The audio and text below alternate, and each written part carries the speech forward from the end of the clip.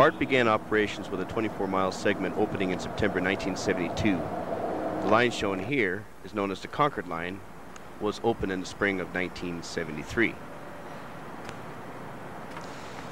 Prior to extensions in the 1990s, the overall system was 76 miles consisting of 4 lines and 34 stations. 4 miles ran under the bay between Oakland and San Francisco. There were 24 route miles of surface lines, 16 route miles of tunnel and subway lines, and 32 route miles of aerial lines. Today, the system has approximately 90 miles of track in operation with 39 stations on 5 lines.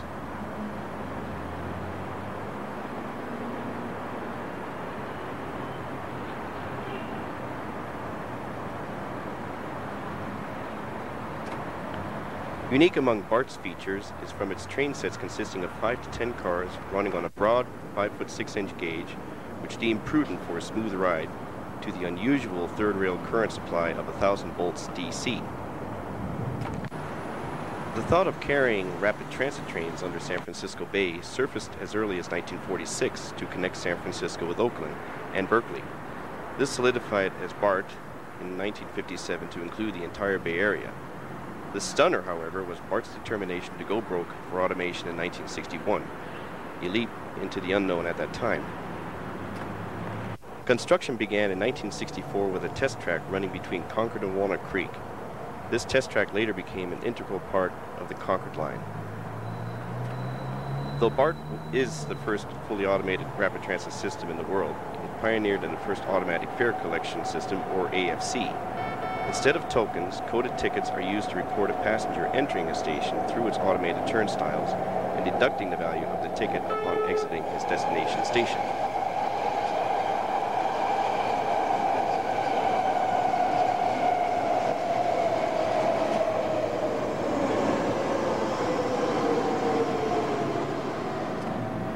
A central computer operates the entire system.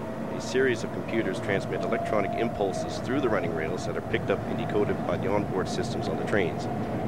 The computer starts and stops the trains, open and close their doors, and govern their speeds between stations. The trains are manned by train operators that not only make PA announcements to passengers, but oversee the operation of the entire train.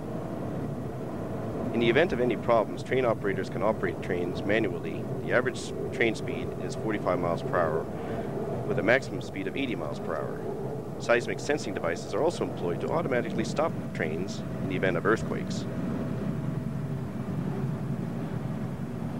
We're now at the Richmond station, where BART trains serve the adjacent Amtrak station. Here we see a traditional A car that is slowly being replaced by the newer C car that we saw earlier. Unlike the A car that can only be coupled at both ends of the train, and the B car that can only be used mid-train, the C car can be coupled anywhere on the train.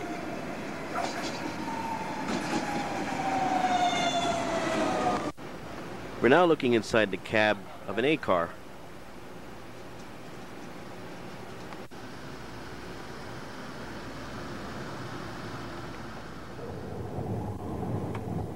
Departing south of the Richmond station, we get a bird's eye view of the track ahead.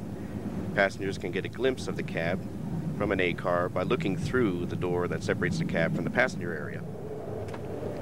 We are now in El Cerrito, traveling fast, somewhere between 70 and 80 miles per hour, on an aerial line heading south. The train will later arrive in Berkeley, the home of the University of California.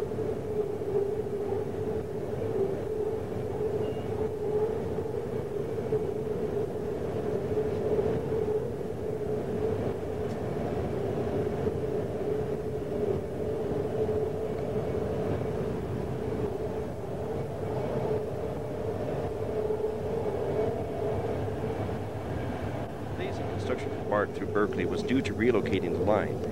The city taxed itself to build BART through Berkeley as a subway-only line. We are now descending into the Berkeley subway at the city limit, where the train will service 3 subway stations: North Berkeley, Downtown Berkeley, and Ashby Avenue.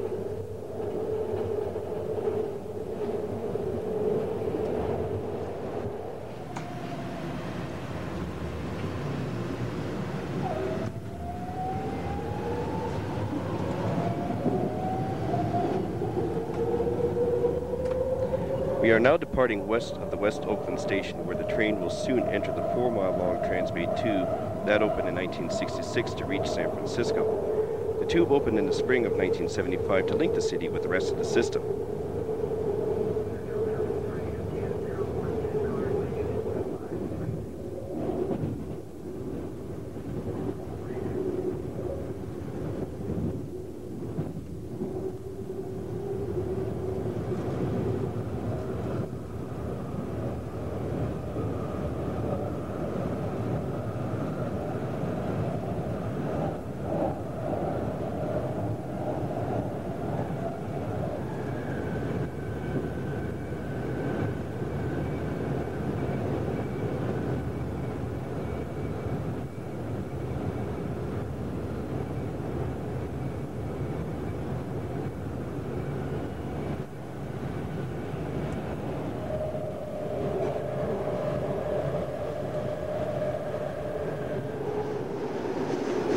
Today, BART is still expanding. An 8-mile extension with 4 new stations will open, including San Francisco International Airport in January 2003. Further expansion is already being projected for other areas.